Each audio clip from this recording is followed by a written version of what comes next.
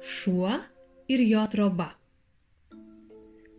Šuo šaltą žiemą kentėdamas sako: kai tik vasara ateis, būtinai statysiu sau trobą.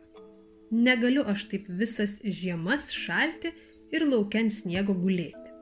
Ir aš noriu turėti trobą kaip žmonės. Atėjo vasara, visur žalia, gražu.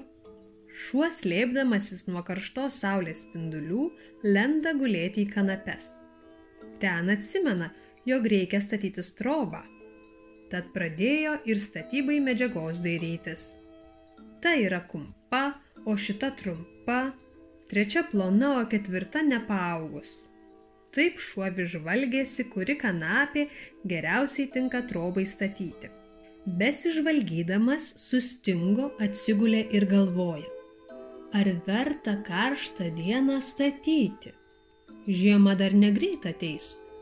Turiu gražaus laiko suspėsiu. Praeina mėnuo, kitas, kanapes nurauna.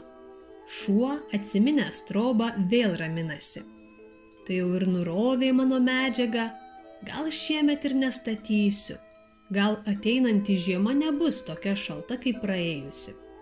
Gal ir nereikės trobos. Juk ir kiti šunys neturi kaip ir aš.